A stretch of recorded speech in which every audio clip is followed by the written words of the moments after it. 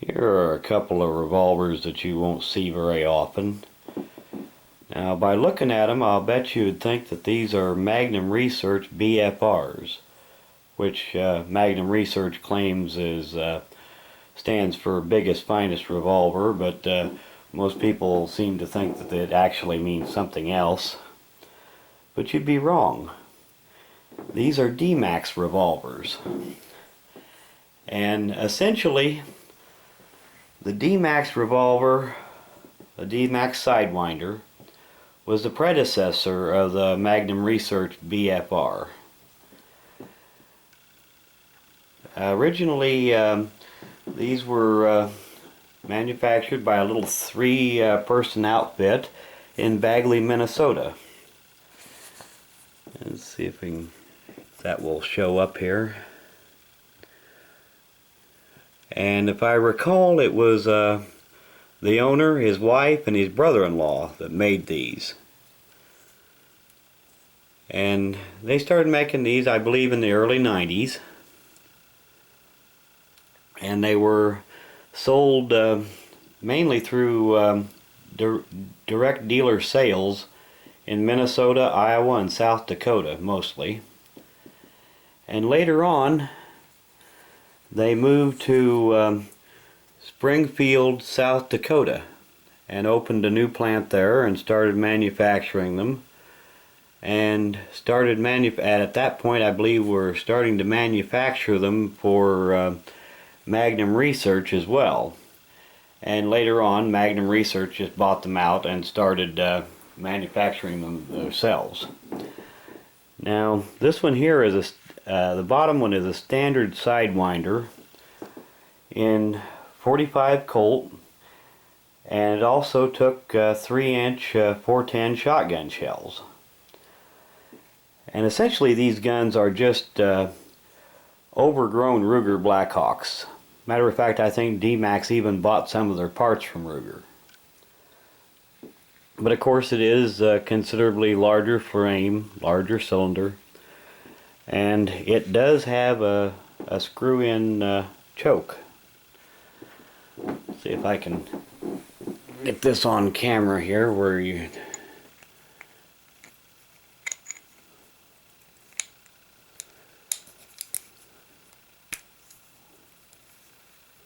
See, the choke just screws out, and the choke is tight enough that when you want to use 45 Colt, you have to remove the choke first. And when you're firing the 410s, you want to get this choke screwed in pretty solid. The shot shells, when you fire, will tend to unscrew the choke out of it if you don't.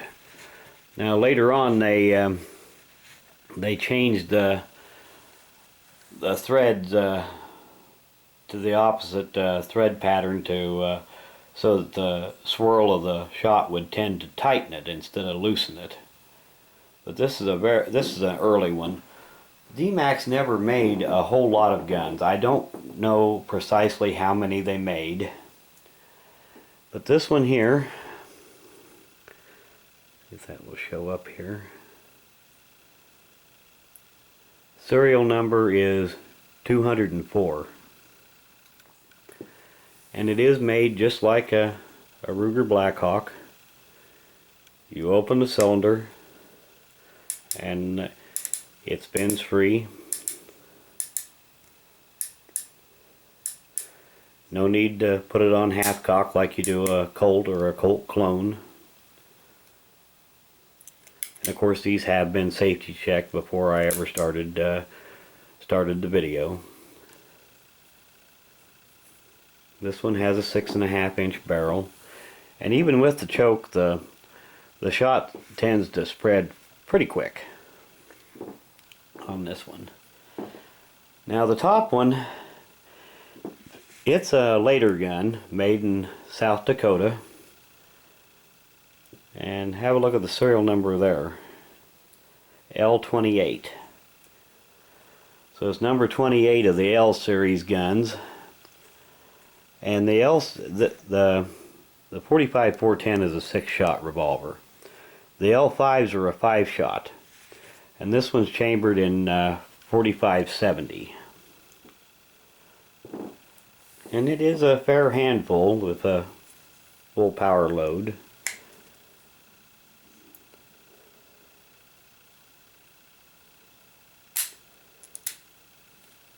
But 5-shot instead of a 6-shot. And essentially, when Magnum Research started building these as the BFR after they bought out D-MAX, I think they made a few minor design changes in it, but essentially they are the same gun. These are just an older version of the Magnum Research BFR. These are very well machined. Got the cylinder removal just like a Ruger Blackhawk. Just push the button and pull the pin, open the loading gate, cylinder drop right out, go back in same way. And for general purposes, for giving it a good cleaning, that's all the farther you ever need to take it down. And normally I'm not a big fan of rubber grips on revolvers, but these have got enough recoil that it doesn't hurt a thing to have rubber on these. I suppose if you was to find some oversized wood grips, they'd probably do alright. But I'm not sure if these have exactly the same grip frame as a Ruger Super Blackhawk. So I'm not sure just what grips you could get that would fit it. I would imagine that they are the same, but I'm not positive on that. Also not positive if it's exactly the same as the modern Magnum Research guns. But they also were going to, D-MAX was going to make these in several different calibers, and I'm not sure they ever got around to it before they went out of business. Let's see, I think in here there's a listing of the calibers that they had planned in this booklet here. Here we go. Let's see if we can get this on here. Of course, the 45 410, and they also intended in 444 Marlin, 375 Winchester, 4570 Government, and 3030 Winchester. And I believe that with the exception of the 375 Winchester, of course the 3855 and the 375 Winchester are would fit interchangeably into it. I don't think that Magnum Research ever made the gun in their BFR in 375 Winchester, but all the other calibers they went ahead and made, plus the 450 Marlin and several others. And D-MAX also made these in a short frame version, chambered either in 45 Colt or 454 Cassell. And these guns are made very heavy. You could fire a very hot 45 Colt load in that and not bother it a bit. And the 45 410 is a fairly soft shooting gun, and really the 4570, it's a handful, but it's pretty manageable. It is more of a, it's not a sharp recoil like you get with a Magnum. It's more of a hard push. But you do need to hold right onto them, especially with heavier loads. This one here, the cylinder is plenty long enough in there to even use 500 grain bullets in 4570, although I don't recommend that. It's I tried it a couple of times. The recoil gets pretty nasty with those. It really shoots really well with 300 grain cast or jacketed bullets.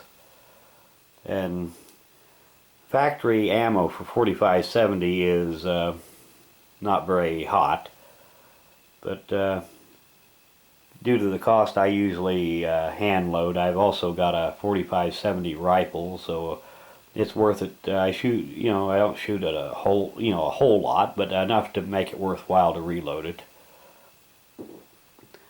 And these little scatter guns, the 410s, they really, you would be surprised just how fast it will spread, even with the choke in it. Now these are intended for, kind of a all-around survival gun, or else just a field gun that would handle, anything that you might run across. Anything from a snake to a bear.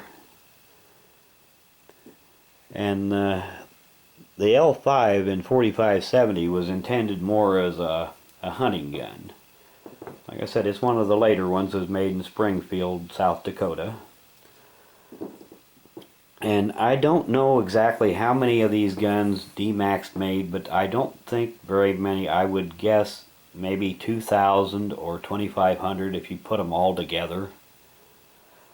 You do see them sell occasionally on Gunbroker, but not very often. And I'm not sure that I've ever seen another one of the L5s. The 45 and 410 seems to have been the most common. I've seen a couple of the short cylinder versions sell, but I've never seen another one of the D-MAX guns in 45-70. So like I said, the 2,000 to 2,500 that I'm estimating that were made is just my semi-educated guess. I've never found anything that would really confirm or deny that. I do remember talking to some of the people that were building this gun when they first came out. I remember at a gun show handling serial number 3 on one of these and talking to the people. That was just at the time that they were first trying to get people to take get orders on them. And I can't remember their names or anything. But anyway, it is just sort of a bit of history, and not very long ago either. And you'd be surprised how hard it is to find any information on something that is so recent. Now you can see that this one here, that they didn't polish out the tool marks all that great, and I did get this one at a kind of a discount because of that. Now the 45-70, you can see that they were getting better at what they were doing. They got it polished up a lot better. But it's something that you just kind of an oddity. They are a lot of fun. I've never actually taken one out and tried hunting any deer or anything with it. Well, I suppose you could easily enough. For me, they're just interesting range toys. And the 410 one can be a lot of fun. Just taking targets and throwing them out in front of you and see if you can. And it's not hard at all to hit a target with this thing. I mean, even a moving target in the air. Something as simple as just taking a clay pigeon and throwing it out there. You have to hit it before your target gets very far away, though, or your pattern spreads out to the point where you could actually aim right at a clay pigeon at I'll say 30 yards and miss it because the pattern is spread out so much. These sometime or other I'll have to take the camera out when I take this out and shoot it, and just set up a big chunk of cardboard at say 10 yards and show you just how big the pattern will get. But they are a lot of fun, and it's something that you don't see very often.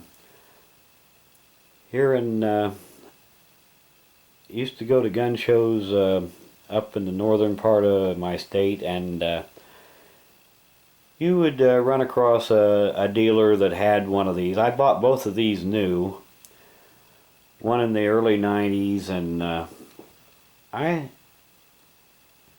if I recall, I think I bought this one in 94, and maybe this one in 96, I think, or possibly give or take a year here or there. But they are interesting revolvers. They are very slick. They're just, the action on them is just as slick as the Ruger Blackhawks that were made back in the 70s. They are slick. But of course, these were not mass produced. They were made in a three-man shop. So essentially they are hand fitted. They got good triggers on them. Action smooth.